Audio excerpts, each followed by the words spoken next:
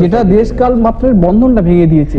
আজকে ইউরোপের একজনের সঙ্গে আমার কোনো তফাৎ নেই যখন আমরা নেটে বসি, কিন্তু সম্মুখীন হলেই অনেকগুলো তফাৎ চোখের সামনে। আমার মনে হয় যত সময় যাবে, তত ফাইন টিউনিং হবে, তত আমার মনে হয় এই খারাপ দিকগুলো সরে যাবে। আমার মনে হয় যে ড্রব্যাকস গুলো আছে ওইগুলোকে আমরা আশা করছি ওভারকাম করতে পারবো, সেগুলো আস্তে আস্তে ওভারকাম হচ্ছে, both from our point of view এবং ইন্ডাস্ট্রিগুলোর তরফ থেকেও তারাও চেষ্টা করছে। ব্যবহারকারীরা সচেতন এবং সুবুদ্ধি সম্পন্ন না হলে কিন্তু কিছু করা মুশকিল। নিশ্চয়ই নিশ্চয়ই। মানে এক কথা এটা মানতেই হবে যে নেট হচ্ছে বিজ্ঞানের একটা অনবদ্য অবদান, আর আমাদের প্রত্যেকেরই জীবনে বৃহত্তর সামাজিক সংযোগের ক্ষেত্রে এটা একটা বিরাট ভূমিকা পালন করছে। মানে সেক্ষেত্রে আমাদের কি বলবো, মানে খুবই দায়িত্ব নিয়ে এটাকে ব্যবহার করা উচিত, যাতে ভালো দিকটাই বারবার উঠে আসে এবং এই নেটকে আমরা মানে প্রপারলি কাজে লাগাতে পারি। এই দায়িত্বশীলতার মধ্যে কি কি আসতে পারে?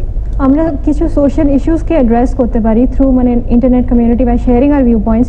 তো এইগুলোকে যদি মানে ইনফ্যাক্ট হয়েছে সাউথ কোরিয়াতে মানে ডিউরিং দ্য প্রেসিডেন্সিয়াল ইলেকশন, যে প্রেসিডেন্সিয়াল ক্যান্ডিডেট ছিল তার মানে basically he was voted by internet community, this kind of community.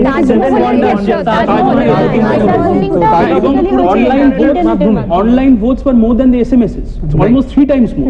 সুতরাং এটা একটা কন্ট্রিবিউশন। এবং আমার মনে হয় চাইল্ড ইউজেজ মানে বাচ্চারা কতটা ইউজ করবে কিছুটা মনিটর করা দরকার। যদি এটা বাচ্চাদের আড্ডা নয়, তবু বাচ্চাদের কথা আমরা একটু বলতেই পারি। নিশ্চয়ই না, বাচ্চারা আজকালকার দিনের বাচ্চারা তো মানে মোটামুটি ক্লাস 4 বা 5 থেকে তারা সবাই কম্পিউটার বা ল্যাপটপ ইউজ করে। তো আমার মনে হয় সেখানে একটু রেগুলারাইজেশন দরকার, মানে একটু রেগুলেশন দরকার, যাতে তারা ওই পর্নোগ্রাফিক সাইটস বা কিছু আমরা যখন আলোচনা করছি কিছু খারাপ দিকের মধ্যে পর্নোগ্রাফিক সাইটসও আছে, সেইগুলো যাতে তারা অ্যাক্সেস করতে না পারে সেটা তাদের প্যারেন্টসের উপরে।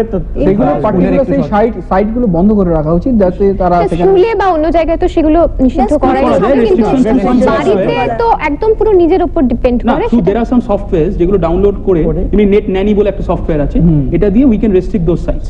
সেটাই